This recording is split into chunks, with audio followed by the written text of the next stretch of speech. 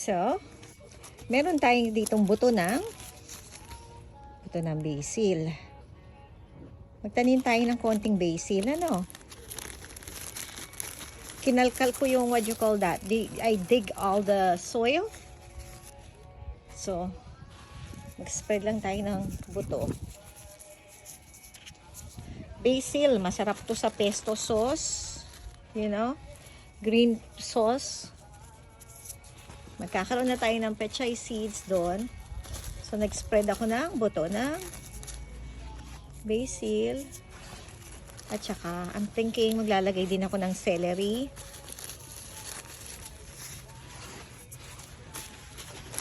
Ito ang aking buto ng celery buto. That ano is amazing.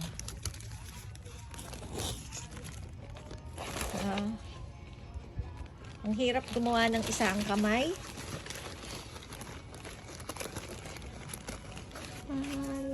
Malay. Ayan. Ito yung seeds ng celery. Spread lang natin sa soil natin na nakalkal na natin. Tapos, magkakaroon tayo ng celery at saka basil, 'di ba? Ganun lang. Farming 101. There you go. Ayan na. So, nalagay na natin yung basil at saka celery. Kasama nito mga pechay natin. So, habang, let's say, nag-e-end yung pechay, tumutubo naman yung celery at saka yung basil. O, diba? Umiikot lang. Nagagamit nyo yung lupa. O, continue pa rin ang paggamit nyo ng lupa. Ang daming buto ng celery. Sana may mabuhay dito. They just need to live. Oh, diba? O, ngayon, didiligin na natin to. Diligin na natin to, okay? Ayan, nagdidilig na po tayo. Eto, oh.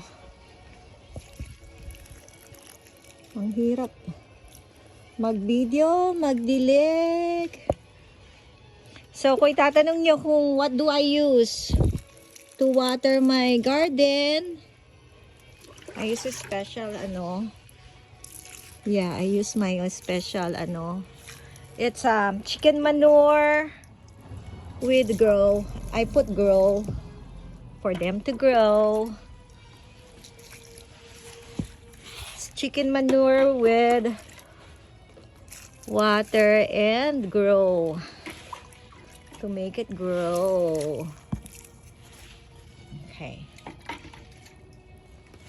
So hopefully with our pechay is our greens, we will have basil and celery on this pot too. I'll show it to you next time.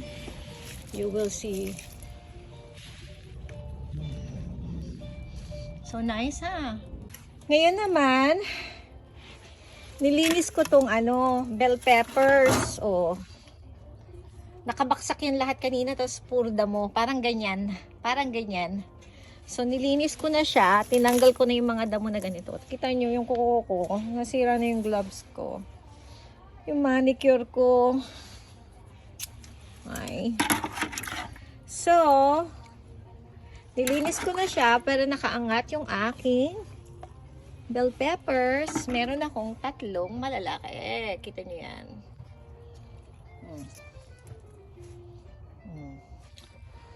That's so nice, Nakakatuwa lang pag namumunga yung parang it's worth it. Kahit hindi ako masyadong nakakapunta sa likod nakapag-garden, nabubuhay sila, nabuhay. Salamat po, Lord. If He takes care of our garden, if the plants and the animals, He takes care, He will take care of us too, Diba?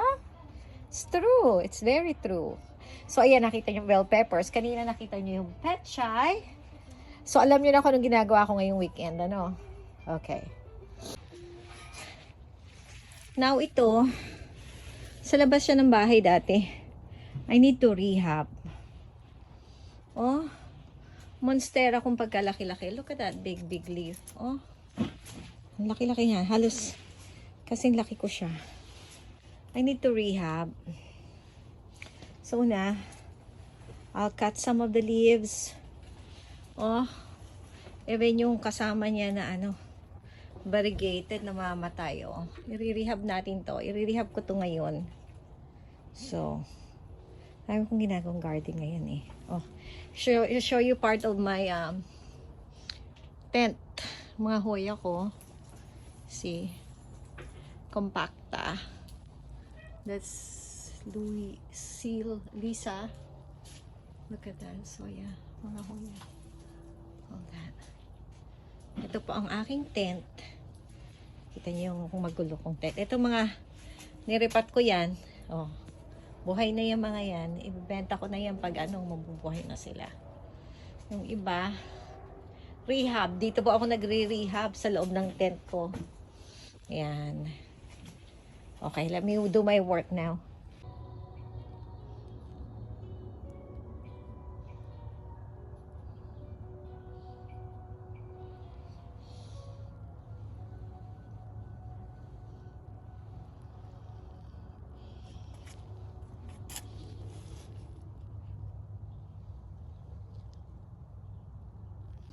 So, iriripat ko dito. Hehehehe. Ito, tumatabingi eh. Oh. So, irilipat ko siya sa magandang paso. Ito magandang halamang na to. Yeah, that one. Kasi hindi siya kaya nung pasong yun. Lipat ko siya dito. So, kita nyo yung banana na yun. Nilagay ko yung kalahati dito sa pot. It's good source of potassium. Kaya maganda siyang fertilizer sa pot. So, ayan o, ididig ko na siya. Alam niyo, sandali. Repotted.